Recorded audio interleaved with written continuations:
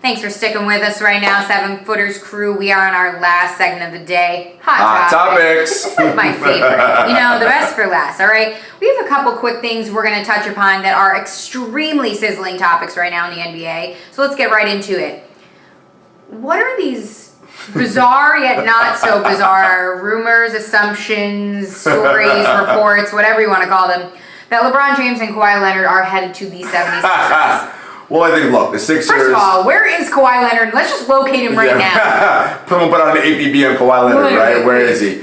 Look, I think the Sixers had... What's happening there is that they were ahead of schedule, right? Mm-hmm. Embiid and Simmons played well this year. They made it to the second round of the playoffs, and people are saying, hey, what do they need? One or two pieces away to get to the title, and everybody's sort of fast-tracking him.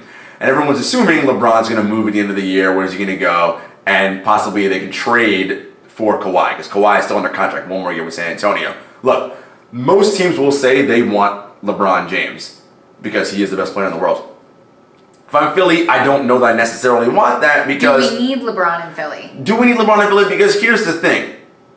Having LeBron in Philly will stunt Ben Simmons' growth. Because in essence, they are the same player. I'm not saying Ben is as good as LeBron, so don't you LeBron fans come at me.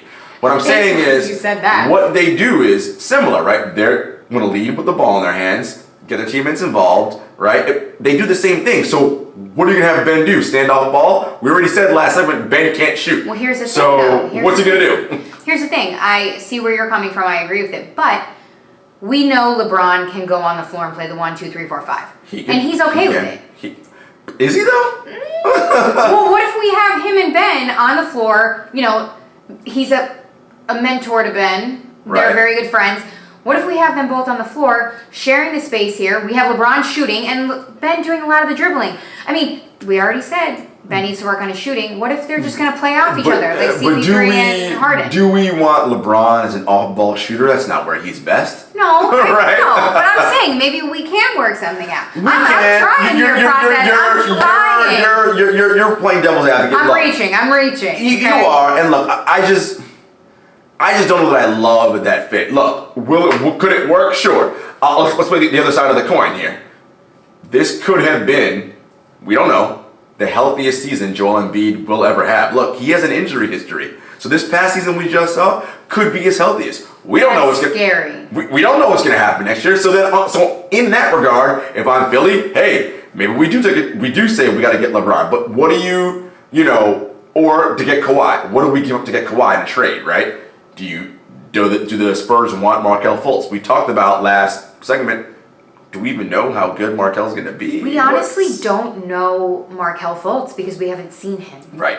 He's been on the bench. In a way, his injury is almost a mystery. The whole thing, the shot, we don't know what's going on with Markelle. I just don't know what to think there. Again, if I'm going back to if I were a Sixers fan, because it's not just LeBron, it's all of LeBron and what LeBron does and brings. And when he leaves and your roster is now obliterated and it's just, look, Sixers, your future is apparently looking bright. I think it's looking very bright.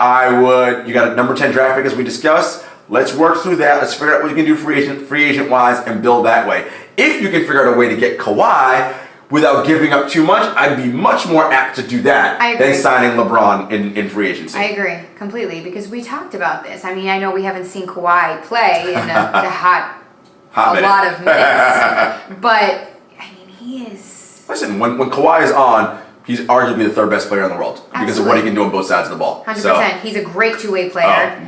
When he's at his best and when he's healthy. When he's at his best, the best two-way player in the world. I think he would be a great addition to the Sixers. I mean, first of all, we need to just see where Kawhi is right now. And then we'll Kawhi, where are you? Baby steps after that. If anybody knows, just, let us know. Anything, All right. This is a very exciting hot topic that is hot throughout the entire NBA. Adam Silver must be doing cartwheels. Around the whole sports world. Not just the NBA, but in general, yeah. Exactly. Legalized sports gambling in the NBA. This is huge. Yeah. Huge. It is. For the league. If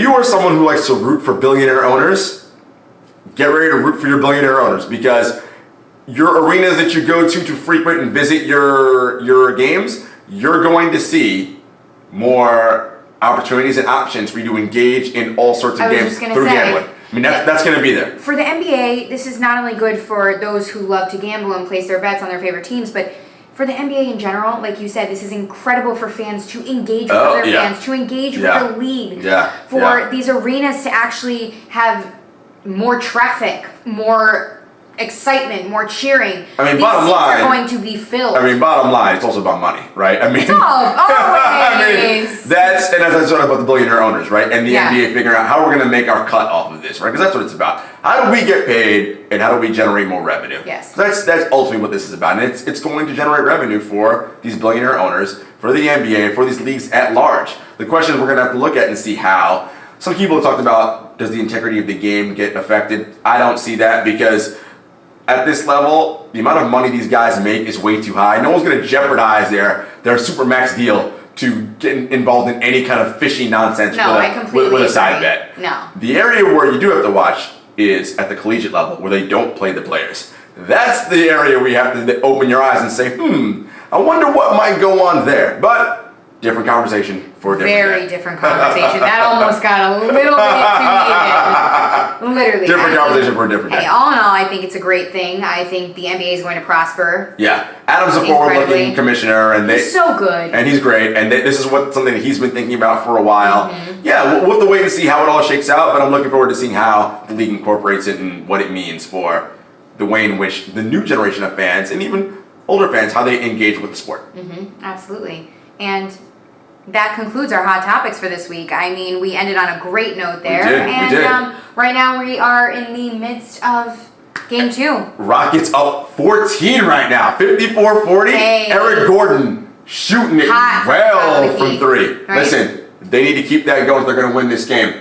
Perfect. And then we're going to see how Game 2 comes out for the Western Conference Finals. And then we have the Eastern Conference Finals for Game 3 on Saturday. We'll be back next Wednesday with hopefully not a sweep on either end, and we'll have lots to discuss. Yes, exactly. Thanks for hanging with us, 7-footers. We'll see you next week. Yeah. Thanks, guys. Cool, man.